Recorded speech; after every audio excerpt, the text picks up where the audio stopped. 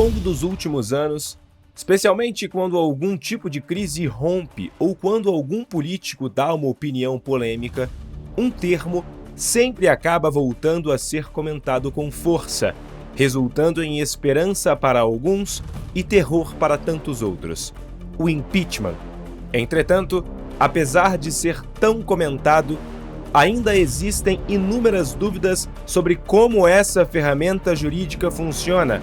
quais são suas origens e muito mais. Vamos mergulhar fundo nesse assunto para descortinarmos tudo por trás do impeachment e respondermos, de uma vez por todas, as questões que o envolvem.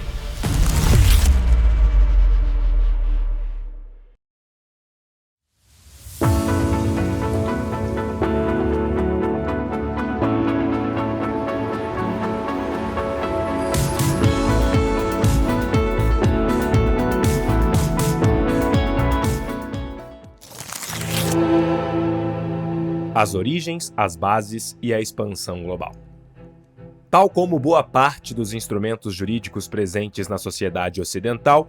as raízes do impeachment são bem mais antigas do que parecem.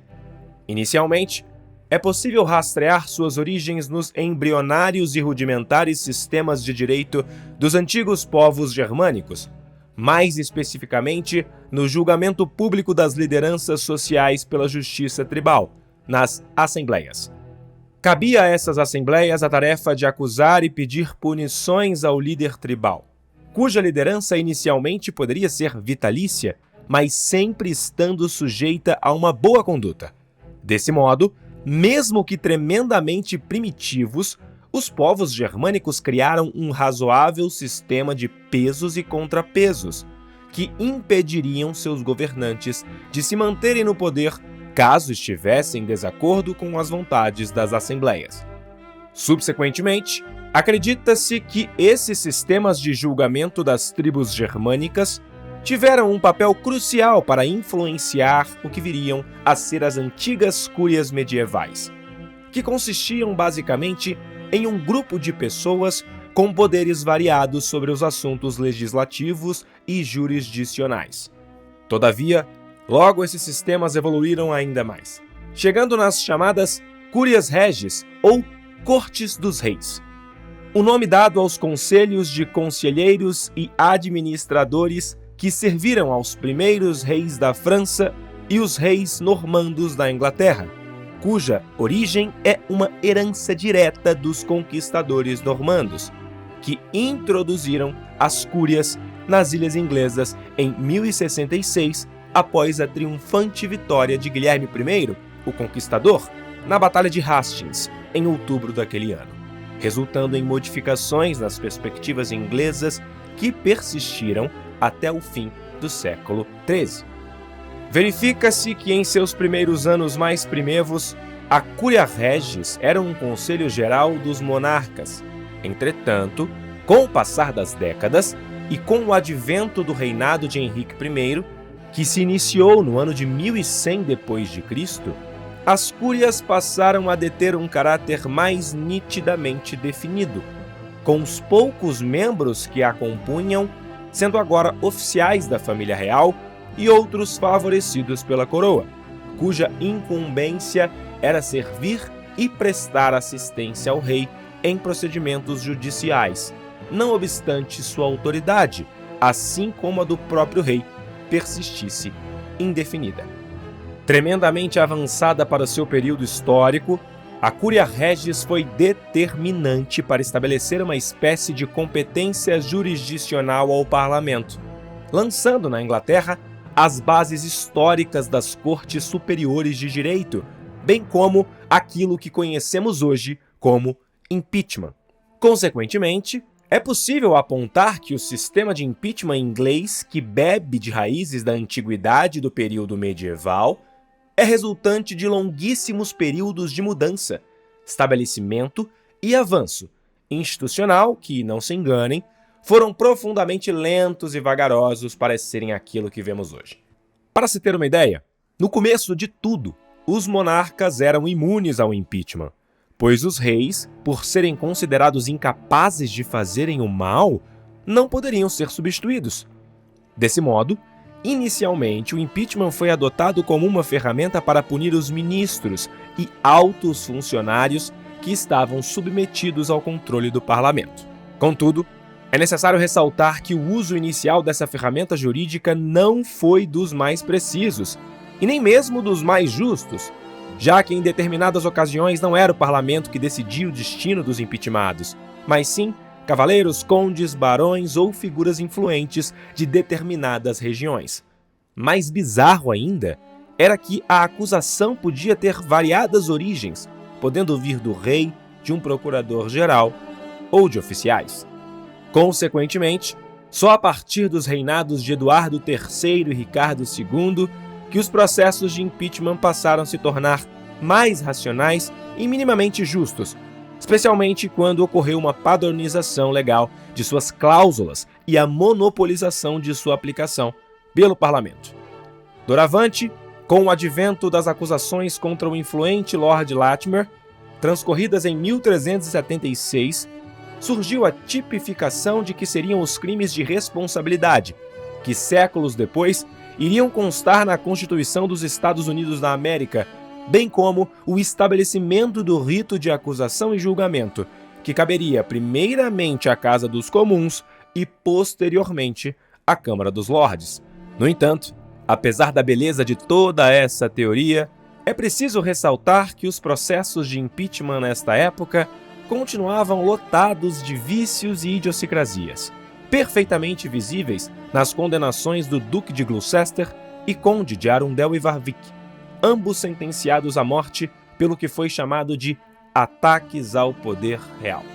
Assim, somente durante o reinado de Henrique VI, quando o parlamento inglês já tinha passado a utilizar o seu poder de jurisdição criminal com regularidade, separando as funções de recebimento das denúncias e do julgamento, atribuídas agora a cada uma das casas legislativas, o impeachment passou a ganhar contornos mais parecidos com os atuais, quando o rei editou, em 1399, um estatuto pondo fim à arbitrariedade dos julgamentos ex post facto, utilizados pela nobreza feudal para acusar os seus inimigos. Vital e evidentemente mais eficiente que o sistema anterior, o Estatuto de Henrique VI resultou numa ampla diminuição dos processos de impeachment, que agora não eram mais arbitrários, tanto que, mesmo após o Estatuto do Rei ter entrado em desuso em 1459, após o impeachment de Lord Stanley, ele não tardou a retornar nos reinados dos reis Jaime e Carlos I, contribuindo para a solidificação da separação do parlamento inglês em duas casas e para o fortalecimento do poder legislativo em face da monarquia. Além disso, em vista do fato da Inglaterra ter construído o maior império ultramarino de todos os tempos nos séculos seguintes, seu modelo de impeachment acabou se disseminando amplamente em suas colônias, principalmente no que viria a ser os Estados Unidos, ao passo que, em 1787, durante a Convenção Constitucional da Filadélfia,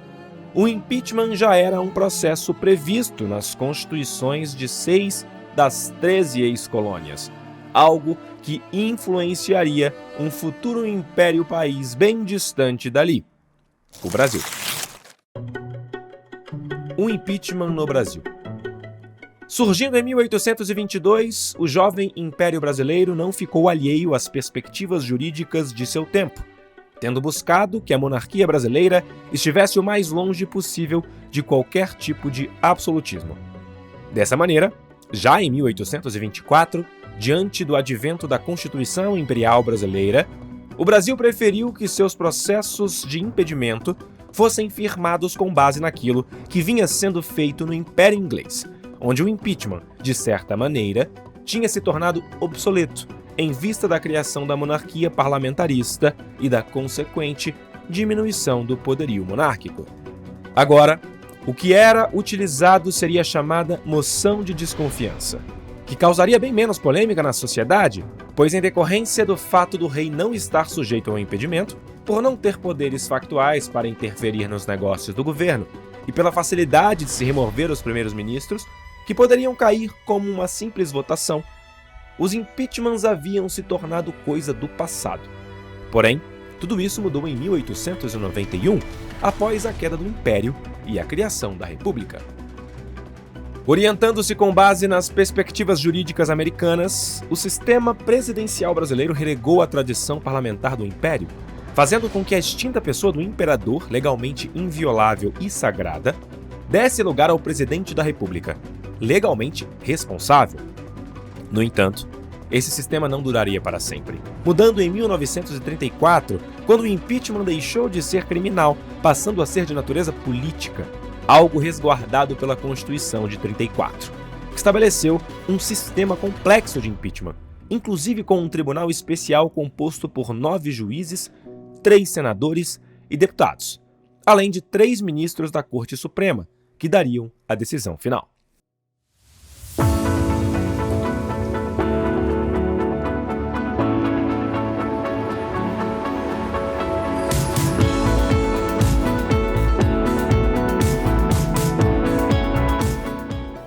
Três anos depois, ocorreria o chamado Golpe do Estado Novo, quando o ditador Getúlio Vargas dissolveu o Congresso e outorgou a Constituição de 1937, que, via de regra, até previa o impeachment. Todavia, tendo em vista a ditadura instalada no país, isso era apenas uma cláusula decorativa.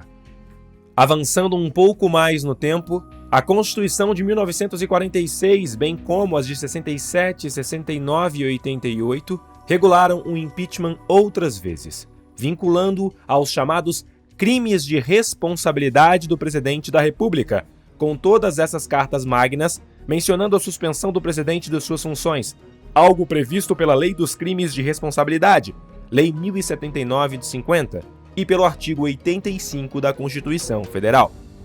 Contudo, mesmo que o impeachment seja mais lembrado quando é focado no presidente, ele não é exclusivo para o chefe do executivo, com as leis da vigente Constituição de 88 prevendo o uso desse processo contra os ministros de Estado na esfera federal, bem como governadores e seus secretários na esfera estadual.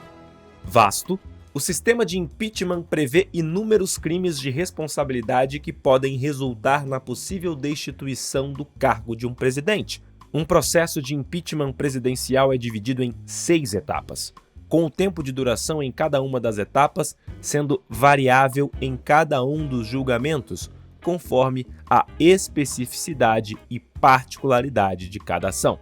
A primeira das etapas é o pedido de impeachment, que pode ser apresentado à Câmara dos Deputados por qualquer pessoa. E no pedido, precisa constar a devida caracterização do crime cometido pelo presidente. A partir deste ato, caberá ao presidente da Câmara a decisão de analisar a procedência do pedido, bem como se ele será arquivado ou encaminhado aos parlamentares, abrindo caminho para a segunda fase, o acolhimento, quando os deputados recebem o pedido oficialmente e formam uma comissão para apreciá-lo em 10 sessões e elaborar um parecer.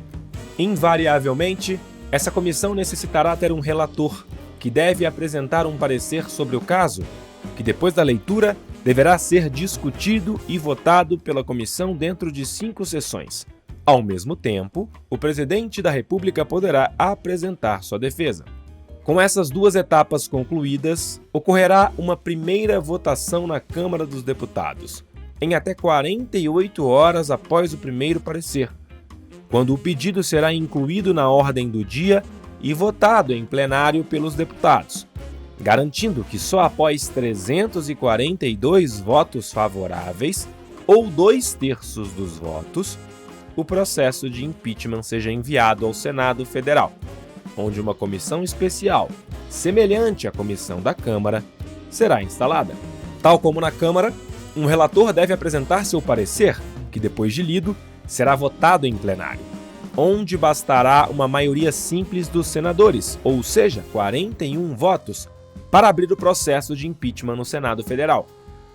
Caso aprovado, o presidente da República será afastado de suas funções por 180 dias, se tornando oficialmente réu por crime de responsabilidade. Começará então a fase de pronúncia, em que uma nova comissão é instalada para aprofundar as investigações das acusações. Essa comissão designa um relator, que elaborará um novo parecer recomendando se o acusado deve ser julgado ou não. Esse parecer é encaminhado ao plenário, que, mais uma vez, por maioria simples, decide se o presidente deve ser julgado ou não. Por fim, chega o momento derradeiro de toda essa celeuma, quando o presidente será julgado definitivamente em uma sessão do Senado presidida pelo presidente do Supremo Tribunal Federal, em que 2/3 dos senadores, ou seja, 54 deles, precisam votar a favor do impeachment para resultar em uma condenação. Outro ponto é que, mesmo que um senador decida não comparecer à votação ou se abster, isso terá um peso no julgamento, uma vez que abstenções e ausências também são votos contra a condenação do presidente. Se condenado, o presidente perde seu cargo definitivamente, além de perder seus direitos políticos por 8 anos. No entanto, isso não é necessariamente uma certeza, em vista do precedente criado por Ricardo Lewandowski em 2016, quando os senadores decidiram não aplicar a pena de perda dos direitos políticos por esse período de 8 anos.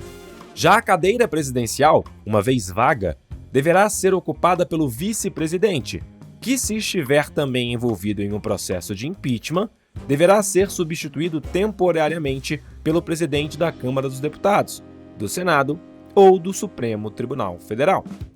Por fim, ainda é preciso deixar bem claro que todas as etapas do processo de impeachment não são necessariamente iguais, pois o tempo de duração de cada uma das etapas é variável em cada um dos julgamentos, de acordo com a especificidade e particularidade de cada ação. Isso fica claríssimo ao compararmos os processos de impeachment de Dilma Rousseff e Fernando Collor de Mello, que tiveram diferenças absurdas para serem concluídos definitivamente, já que o processo de Dilma durou 9 meses e o de Collor 8 anos. Isso serve como um adequado demonstrativo do quão subvertidas podem ser as ferramentas de punição aos governantes, que, tal como em 2016, podem ter suas regras modificadas e trocadas caso seja considerado conveniente para os poderosos. No entanto, apesar de seus problemas, idiosincrasias e falhas, o processo de impeachment segue como um dos maiores avanços da democracia moderna, permitindo que, mesmo minimamente, poderosos sejam punidos e, quando não são, permite que reflitamos sobre os problemas de nossos sistemas de governo e o que podemos fazer para melhorá-los. Mas e você, o que acha de tudo isso? Qual é a sua opinião sobre impeachment e sobre sua utilização? Deixe sua opinião nos comentários. E caso deseje uma experiência ainda mais completa e aprofundada, saiba que o vídeo que você acabou de assistir tem um material exclusivo sobre ele. Para ter acesso, clique no primeiro link que está na descrição. E claro, não se esqueça de fazer sua inscrição no canal. Toda semana estamos trazendo novos conteúdos que certamente irão ampliar seus conhecimentos sobre o Brasil e o mundo. Um abraço e até o próximo vídeo.